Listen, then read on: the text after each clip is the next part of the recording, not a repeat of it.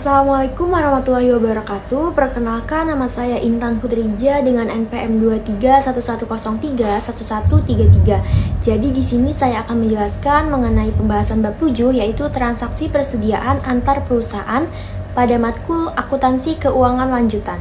Transaksi persediaan antar perusahaan. Transaksi persediaan adalah bentuk pertukaran antar perusahaan yang paling sering terjadi. Produksi pencatatan untuk transfer persediaan antar perusahaan dapat menjadi lebih kompleks apabila dibandingkan dengan pencatatan bentuk transfer. Transfer pada biaya perolehan. Terdapat dua, yaitu saat penjualan persediaan menghasilkan keuntungan maupun kerugian, diperlukan satu ayat jurnal eliminasi untuk menghilangkan pendapatan dan penjualan antar perusahaan dan harga pokok penjualan terkait yang didapat oleh penjual. Hal ini bertujuan untuk menghindari kedua akun tersebut dicatat lebih tinggi dari jumlah yang seharusnya. Yang kedua, laba konsolidasi ini tidak mempengaruhi oleh ayat jurnal yang eliminasi, termasuk transfer yang dilakukan pada biaya perolehan karena alasannya baik pendapatan maupun penjualan dikurangi oleh jumlah yang sama. Penjualan downstream atas persediaan. Untuk tujuan konsolidasi, keuntungan tercatat atas penjualan persediaan antar perusahaan itu diakui pada periode persediaan yang dijual kepada pihak yang tidak berelasi. Sampai terjadinya penjualan kepada pihak luar tersebut, semua keuntungan penjualan antar perusahaan harus ditangguhkan. Laba bersih konsolidasinya juga harus berdasarkan laba yang direalisasi dari afiliasi, dengan cara melakukan dengan alasan karena keuntungan dari penjualan antar perusahaan yang tercatat dalam pembukuan perusahaan laba bersih konsolidasi itu secara keseluruhan, klaim pemegang sahamnya perusahaan itu harus dikurangi. Kemudian terdapat mengenai contoh ilustrasi pengaruh penjualan downstream, yaitu asumsikan pada tanggal 1 Maret 2021 PT Induk membeli persediaan seharga 7 juta dan menjualnya kepada PT Anak seharga 10 juta. Pada tanggal 1 April 2021, PT Induk mencatat jurnal berikut pada pembukuannya, yaitu 1 Maret 2021 persediaan pada kas senilai 7 juta, pada 1 April 2021 yaitu kas pada penjualan senilai 10 juta. Di sini terdapat perbedaan mengenai jurnal pembelian dan juga penjualan. Kemudian jurnal beban pokok penjualan yang dijual kepada PT Anak yaitu senilai 7 juta, yaitu beban pokok penjualan pada penjualan.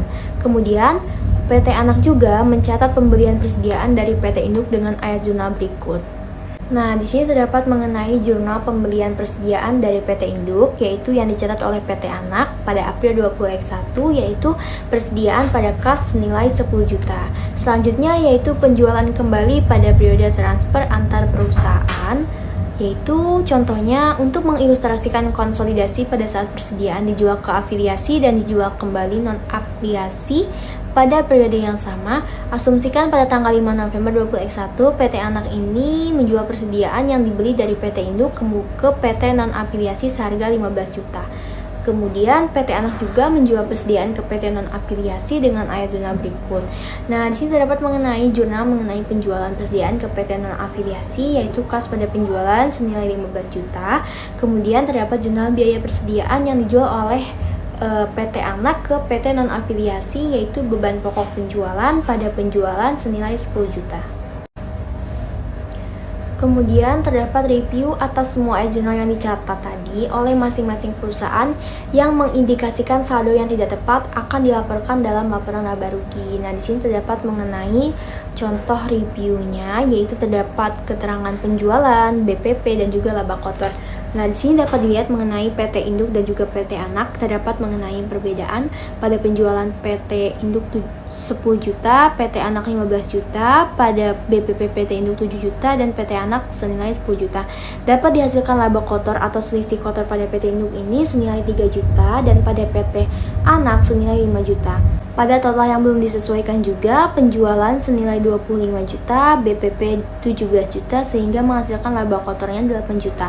Dan juga total konsolidasinya ini 15 juta pada penjualan, BPP-nya 7 juta, sehingga menghasilkan laba kotornya senilai 8 juta.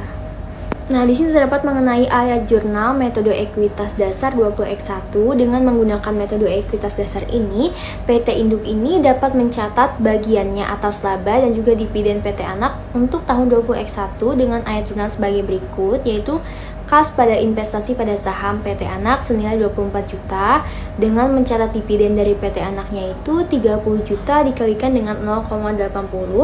Kemudian selanjutnya yaitu pencatatan jurnal investasi pada saham PT Anak 40 juta pada pendapatan dari anak perusahaan senilai 40 juta yang dihasilkan dengan mencatat dividen dan pendapatan metode ekuitasnya itu dari 50 juta dikalikan dengan 0,80 sehingga dari ayat jurnal di atas ini dapat dihasilkan saldo akhir tahunnya akun investasi adalah senilai 256 juta.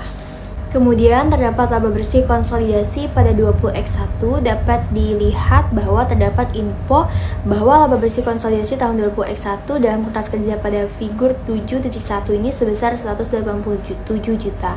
Laba operasi yang terpisah dari PT Induk senilai 140 juta dikurangi dengan laba antar perusahaan yaitu 3 juta, kemudian dihasilkan dengan seharga atau nilai sebesar 137 juta yaitu laba direalisasi terpisah dari PT Induknya, kemudian laba bersih PT Anaknya senilai 50 juta, laba bersih konsolidasinya sesuai dengan informasi di atas yaitu senilai 187 juta, kemudian laba kepentingan non pengendalinya itu dihasilkan dari 50 juta, laba bersih PT Anak dikalikan dengan 0,20 yaitu senilai 10 juta, maka dapat dihasilkan yaitu laba kepentingan pengendalinya tahun 20X1 berdasarkan nilai-nilai yang telah ditetapkan yaitu senilai 177 juta.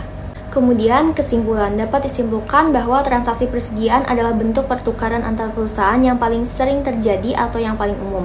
Eliminasi memastikan bahwa hanya biaya perolehan historis persediaan dari entitas konsolidasi yang dimasukkan ke dalam neraca konsolidasian jika persediaan tersebut masih dimiliki dan dibebankan.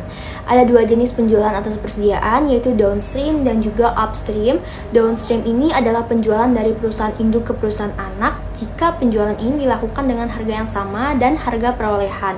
Berarti tidak adanya dalam laporan keuangan, sedangkan transfer upstream ini adalah penjualan dari perusahaan anak ke perusahaan induk dan juga laba kotor anaknya ini tidak mempengaruhi laba operasi induk sampai barang dagang itu dijual kembali. Sekian presentasi yang dapat saya sampaikan, kurang lebihnya saya mohon maaf. Wassalamualaikum warahmatullahi wabarakatuh.